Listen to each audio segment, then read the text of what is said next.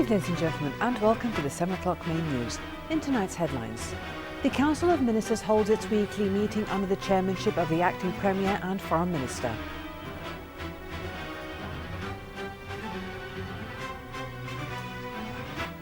Dozens are killed in and near the Syrian capital in regime airstrikes and rebel mortar fire.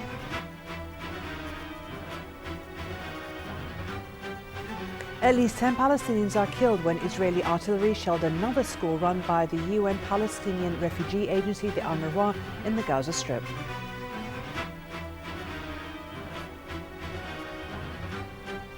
And China earthquake claims nearly 400 lives, injures more than 1,800.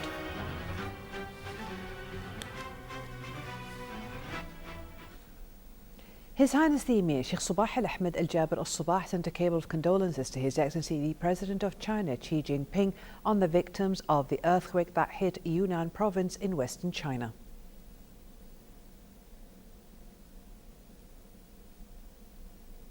His Highness the Deputy Emir and Crown Prince Sheikh Nawaf Al Ahmed Al Jaber Al Sabah sent a cable of condolences to His Excellency the President of China Xi Jinping on the victims of the earthquake that hit Yunnan province in western China.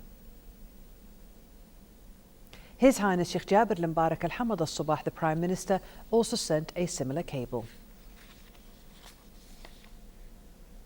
The Council of Ministers held its weekly meeting at Seif Palace this morning under the chairmanship of the Acting Premier and Foreign Minister Sheikh Sabah Al Khalid Al Hamad Al Sabah. Following the session, the Minister of State for Cabinet Affairs and Acting Minister of Justice Sheikh Mohammed Abdullah Al Mbarak Al Sabah said at its meeting the Cabinet extended congratulations to His Highness the Emir Sheikh Sabah Al Ahmed Al Jaber Al Sabah, His Highness the Deputy Emir and Crown Prince Sheikh Nawaf Al Ahmed Al Jaber Al Sabah and the Kuwaiti people on Eid Al Fitr. On the 24th anniversary of the aggressive Iraqi regime's invasion of Kuwait, the Council of Ministers recalled hundreds of martyrs, POWs and missing nationals, as well as expatriates, praying to Almighty Allah to bestow mercy upon their souls, and expressed appreciation to the brotherly and friendly countries that supported Kuwait during the crisis. The Cabinet then prayed to Almighty Allah to bestow mercy upon the souls of the late Emir, Sheikh Jaber Al Ahmed Al Jaber Al Sabah, and His Highness the Father Emir, Sheikh Saad Al Abdullah Salim Al Sabah, and recalled their utmost sacrifices and vital roles in confronting the brutal invasion and liberating the country.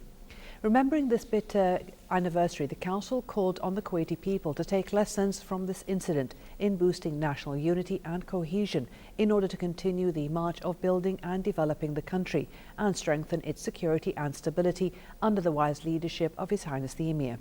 Meanwhile, the Council of Ministers took note of the message addressed to His Highness the Emir from His Excellency the President of Tunisia, Dr. Mohammed Munsaf Al Marzougi, on bilateral relations and means of boosting them in all domains.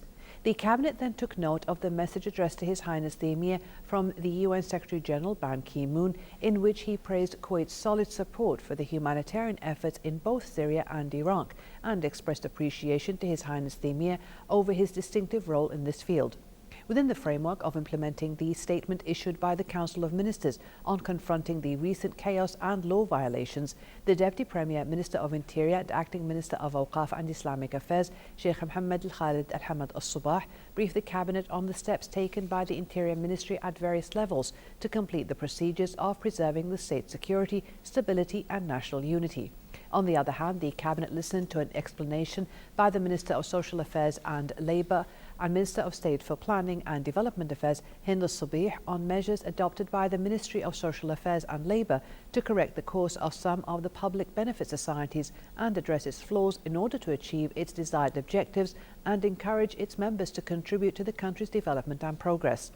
The Minister of Information and Minister of State for Youth Affairs, Sheikh Salman Sabah Hassan Mahmoud Al Sabah, also briefed the Council on the procedures adopted by the Ministry of Information within the framework of executing the Cabinet statement and hailed the media that abide by the law and commit to the responsible freedom of speech. On the same issue, the Council of Ministers expressed strong disapproval of some media practices that harm religious and social principles and pillars, affirming its keenness on completing all measures of maintaining national unity and stability in the country and protecting the state from all destructive phenomena. On a separate issue, the Council of Ministers discussed a draft law on issuing the development plan for 2015-2016 to 2019-2020, which comes amid many challenges facing the country's development. The Cabinet approved the draft law and submitted to His Highness the Emir in preparation for referring it to the National Assembly. Finally, the Council of Ministers tackled the latest political developments on the Arab and international scenes. 19 people were killed and many injured in airstrikes by Syrian warplanes on the town of Kafr Batna in the governorate of Rif Dimashq in southern Syria. Two similar strikes targeted the city of Douma, the center of Rif Dimashq, but no casualties have been reported. Meanwhile, sporadic clashes are taking place in Al Maliha town in the same province between fighters of militant groups on one hand and regime forces supported by the National Defense Force on the other. With the more than 3-year-old conflict raging across Syria, the rebel bastion of Douma has been besieged by regime forces for more than a year, and it's been the target of regular bombardment.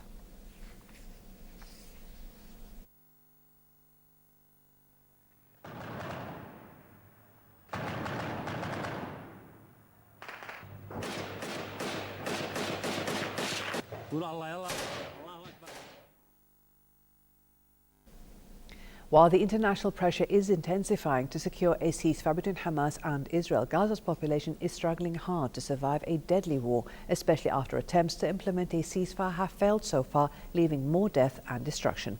More on this report by Majd Al-Wahidi from Gaza.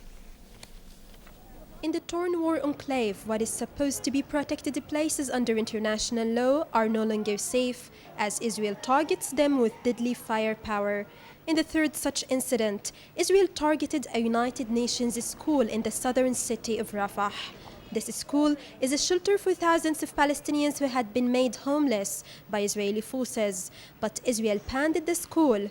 At least 10 civilians died and dozens others wounded. What has happened to UN schools is an act of shame. There must be a legal trial for those who committed such a crime, because we already informed the Israeli side that the UN schools are opened for displaced people, so they are responsible for their strikes and there's no sense in targeting these schools. 4 weeks ago, these children had a normal life. Today, they lie in hospital beds covered with nothing but wounds. This hospital is already running out of medical supplies, and the wounds these children carry are too complicated for any treatment. We were sitting in our home, but suddenly 2 rockets fell on our heads. I was carrying my child in my arms, but I started to run away, and now we are in the hospital. All my kids are wounded. I am really sad. Israel insists it launched Operation Protective Edge to disarm Gaza and destroy tunnels infrastructure. However, United Nations says 80% of casualties are civilians. Hundreds of thousands of people have been forced to leave their homes and go through the experience of displacement and hardship. And while the international pressure remained focused on securing a ceasefire, hopes of peace and stability have been shattered so far due to Israel's continuing atrocities. No water, no electricity, and no medical supplies. Yet, for people here, it's not only the physical war, but the psychological scars that seem deeper than ever.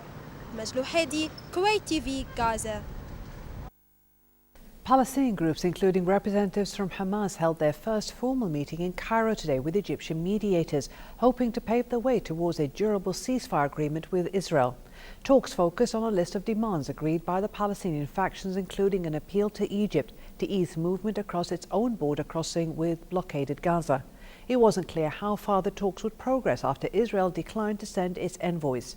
Palestinian demands include a ceasefire, the withdrawal of Israeli forces from Gaza, the lifting of the blockade on the area, the release of prisoners, and the start of a reconstruction process.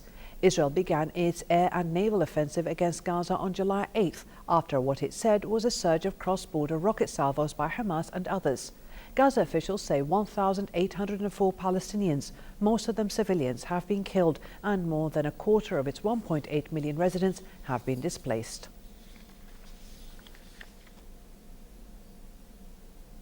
Tens of thousands of Iraqi people fled their homes in northern Iraq yesterday after militants attacked the towns of Sinjar and Zunma. The towns are around the bridge of Shila in Fishkurbur in the northern Kurdish region of Iraq. The people fled after being given an ultimatum by militants to pay a security tax, leave their homes or die. The extremists took control of the towns from Peshmerga forces, including 3 oil refineries. Earlier, the United Nations said more than 500,000 people have been displaced by the violence since June, bringing the total this year to 1.4 million, including more than 230,000 Syrian refugees.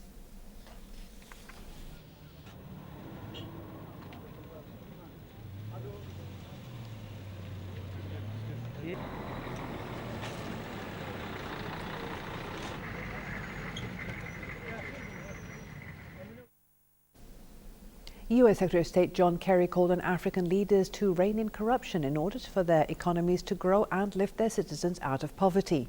Kerry spoke at a meeting of African financial officials in Washington today ahead of a meeting of dozens of African heads of state. The AGOA meeting comes at the start of U.S. President Barack Obama's first ever African summit in Washington. The 3-day event has brought nearly 50 African leaders to the United States Capitol to discuss trade, security and education. During the summit, the United States is expected to announce nearly $1 billion in business deals for the region, increase funding for peacekeeping missions in 6 African countries, and boost food and water and power programs.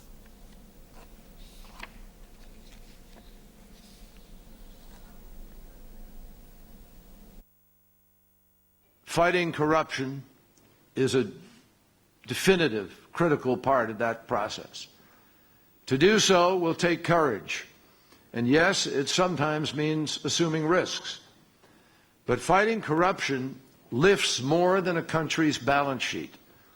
Transparency and accountability attract greater investment. Transparency and accountability create a more competitive marketplace, one where ideas and products are judged by the market and by their merits, and not by a backroom deal or a bribe. The market always works better with transparency, with the sunshine of accountability. That is an environment where innovators and entrepreneurs can flourish, and I guarantee you it is an environment where capital makes a decision to move according to its sense of security and its sense of risk. One opportunity for A large oil depot facility near Tripoli's airport was set on fire on another day of fierce fighting between rival militias in the Libyan capital. Plumes of thick black smoke could be seen rising over Tripoli's skyline, and fire engines rushed towards the burning facility to put out the fire. Militias from the coastal city of Misrata have led the assault on the airport, seeking to seize it from militiamen from the mountain town of Zintan. Militia shelling has set fire to at least 8 huge oil depots that killed 22 people. The lives of Afghan citizens have been getting more difficult in recent weeks due to the growing instability caused by the presidential election deadlock. Afghanistan's 3rd presidential election since the collapse of the Taliban regime in late 2001 was held on April 5th amid Taliban attacks that claimed more than 200 lives. However, none of the 8 presidential candidates secured more than 50% of the votes, and thus a runoff was conducted on June 14th. The result of the presidential runoff has yet to be announced due to suspected widespread electoral fraud. A vote recount is still underway. The 2 presidential candidates, Abdullah and Ashraf Ghani Ahmedzai, have agreed to the recount, but the process hasn't gone smoothly.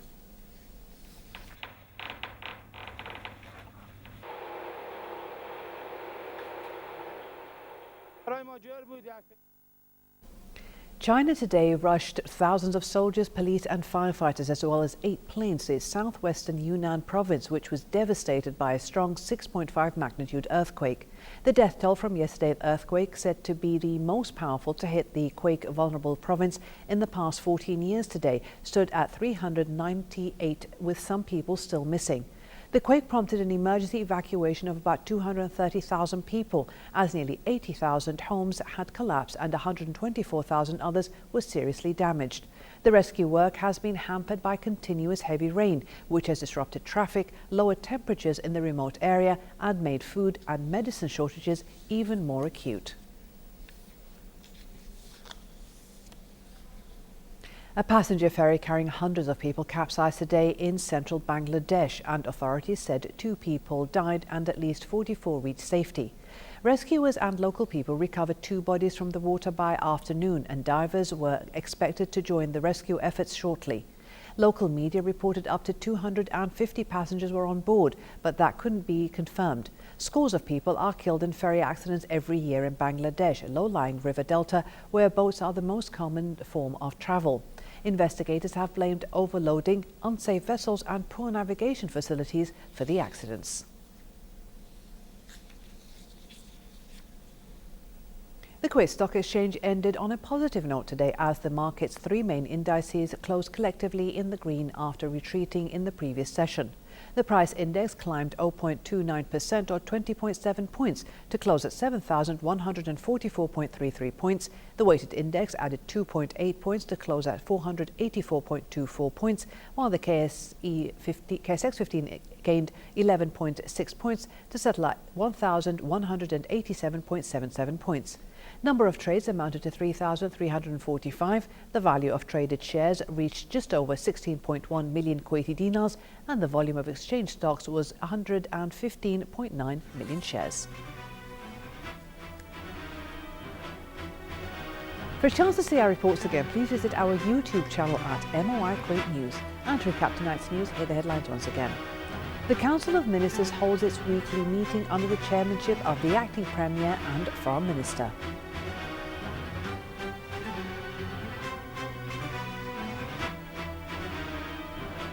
Dozens are killed in and near the Syrian capital in regime airstrikes and rebel mortar fire.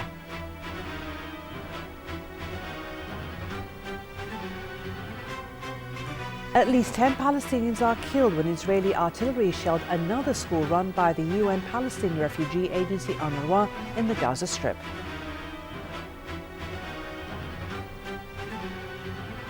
And China's earthquake claims nearly 400 lives, injures more than 1,800. Thank you for joining us. Have a good evening.